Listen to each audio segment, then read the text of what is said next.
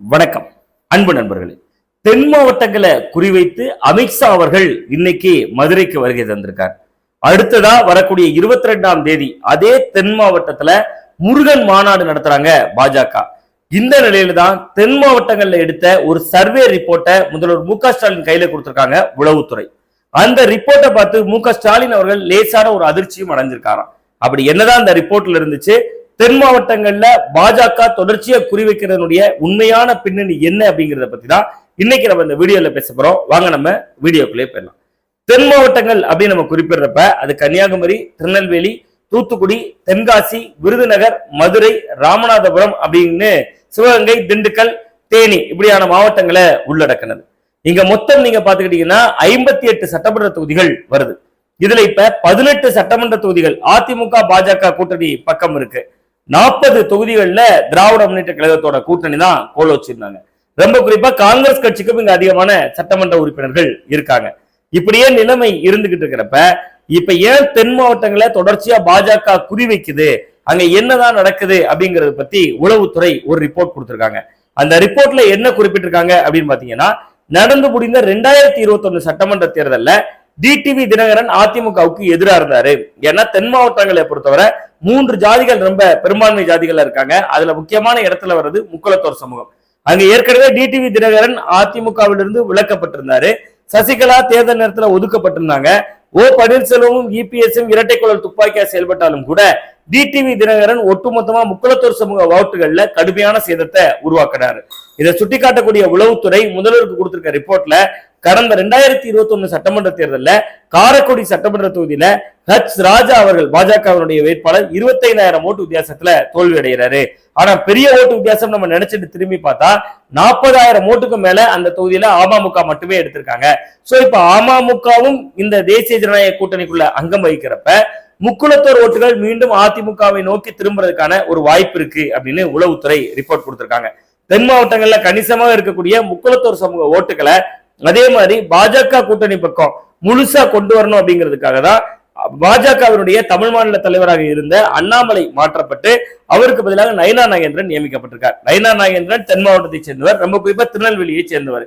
அவரும் அந்த மாவட்டங்கள்ல அந்த தென் மாவட்டங்கள்ல ரொம்ப பிரதிநிதித்துவமா இருக்கக்கூடிய அதிகமான லெவலில் இருக்கக்கூடிய முக்குளத்தோர் சமூகத்தை சேர்ந்தவர்.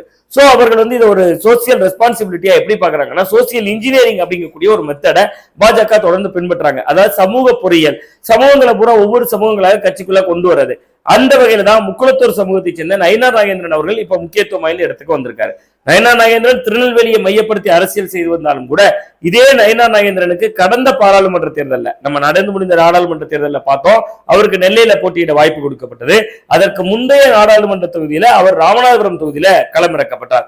சோ அவர் முக்குளத்தோருடைய முகமா தென் மாவட்டங்கள்ல பார்க்கப்படுவதற்கான ஒரு வாய்ப்பு இருக்கு.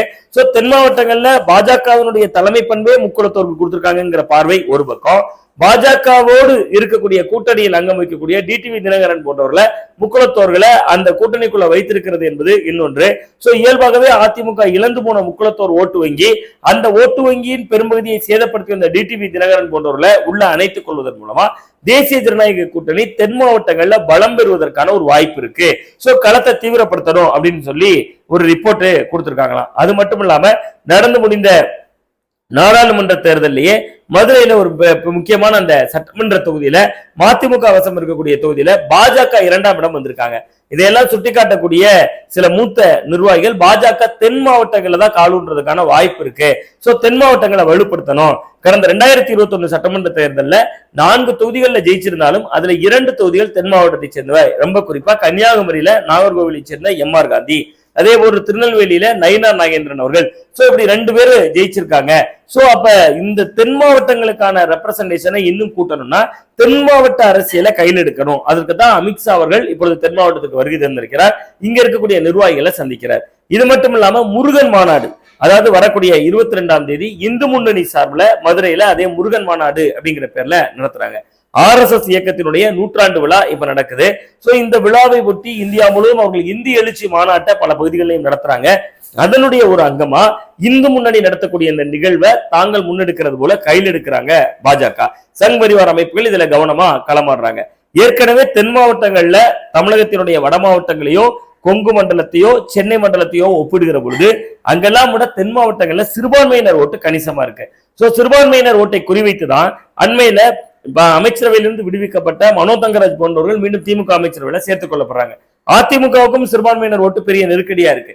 அதனாலதான் இன்பத்துறை மீண்டும் ஒரு மாநிலங்களவை உறுப்பினராக முதல் முறையாக நியமிக்கப்படுகிறார்.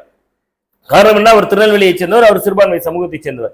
சோ இப்ப திமுக அதிமுக இரண்டும் சிறுபான்மையினர் ஓட்டுகளுக்கு சில காய் நகர்த்தல்களை செய்யறப்ப பெரும்பான்மை இந்துக்களை தங்கள் பின்னாடி கொண்டு வந்து நிறுத்தணும்னா திருப்பரங்குன்றம் மலை சம்பவம் நடந்ததற்கு பின்பு குன்றை காப்போம் குமரனை காப்போம் அப்படிங்கக்கூடிய யுத்தத்தை கையில் எடுத்து இப்பொழுது எப்படி கடந்த 2021 சட்டமன்ற தேர்தலில் வேல் யாத்திரை அப்படிங்கக்கூடிய ஒரு யாத்திரையை நடத்தி தமிழக அரசியல்ல கவனம் குவிக்க வைத்து சட்டமன்ற உறுப்பினர்களாக 4 பேர் பாஜக உள்ள போனாங்களோ அதே போன்று வருகின்ற சட்டமன்ற தேர்தல் ஏற்கனவே நயனா நாகேந்திரன் சொல்லிட்டே இருக்காரு, தமிழகத்துல பாஜகவுடைய சட்டமன்ற எண்ணிக்கையை கூட்டுவதுதான் என்னுடைய இலக்குன்னு சொல்லியிருக்காரு.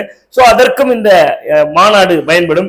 ஒரு பக்கம் அமித்ஷா அவர்களுடைய வருகையை வைத்து காய் நகர்த்துவது, இன்னொரு பக்கத்துல இது போன்ற காய் நகர்த்தல்களை இந்துக்களை ஒன்று திரட்டுதல் அப்படிங்கிறது. இன்னொரு சோசியல் இன்ஜினியரிங் நான் குறிப்பிட்டேன். அதே போன்று தென் மாவட்டங்கள்ல வலுவாக இருக்கக்கூடிய இன்னொரு சமூகம் தேவேந்திர குல வேளாளர் சமூகம்.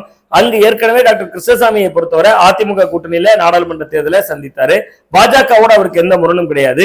ஏற்கனவே தேவேந்திர குல வேளாளர் சமூகத்தோட இன்னொரு ரெப்ரசன்டேட்டிவா இருக்கக்கூடிய ஜான் பாண்டியனும் ஏற்கனவே பாஜகவோட தான் நெரிசலா ஒரு அனுசரணையான போக்கா இருக்காரு. அவருக்கு தான் கடந்த முறை தென்காசி தொகுதியில போட்டியிடறதுக்கான ஒரு வாய்ப்பை கொடுத்திருந்தாங்க. சோ தென் மாவட்டங்கள்ல மிக முக்கியமா அடுத்த பட்டியலில் இருக்கிற ஜாதி அப்படின்னு பாத்தீங்கன்னா நாடார் சமூகம். நாடார் சமூகத்துக்கு ஏற்கனவே தமிழிசை சவுந்தரராஜன் அவர்களுக்கு மாநில தலைவர் கொடுத்திருந்தாங்க. அதே போன்று பொன் ராதாகிருஷ்ணன் அவர்களுக்கு மாநில தலைவர் கொடுத்திருந்தாங்க. இப்பொழுதும் பொன் ராதாகிருஷ்ணனுடைய கருத்துக்கள் கேட்கப்படுகிறது. சோ அந்த இடத்திலையும் ஒரு முக்கியத்துவம் வாய்ந்ததா அது பார்க்கப்படுகிறது. சோ இந்த 3 சமூகங்கள், இந்த 3ஐயும் உள்ளடக்கிய ஒரு இந்துத்துவ கோஷம், இதனுடைய வழியில தென் மாவட்டங்கள்ல தன்னோட இருப்பை உறுதி செய்யறதுக்கு பாஜக அடுத்தடுத்து காய் நகர்த்தல்களை செய்யலாம் அப்படிங்கக்கூடிய ரிப்போர்ட்டை உளவுத்துறையினர் தமிழக முதல்வருடைய கைகள்ல கொடுத்திருக்காங்களா. சோ இந்த ரிப்போர்ட்டை பார்த்த பின்னாடிதான் தமிழக முதல்வர் அவர்கள் தன்னுடைய திராவிட முன்னேற்ற கழகத்தினுடைய பொதுக்குழுவையே மதுரையில் நடத்தினதா தகவல்கள் சொல்றாங்க. கிட்டத்தட்ட 48 ஆண்டுகளுக்கு பின்பு திமுகவுடைய பொதுக்குழு மதுரை மண்ணுல நடந்திருக்கிறது.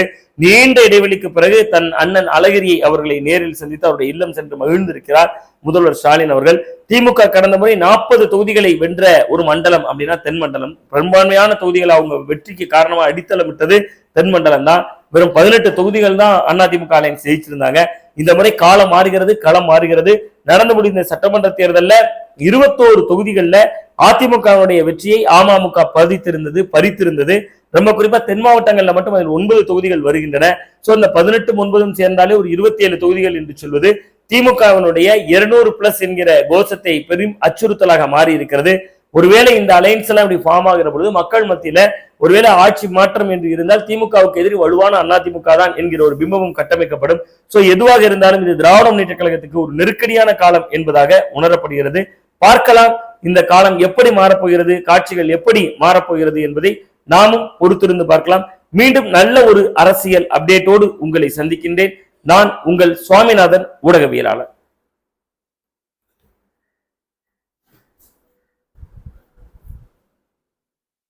யான்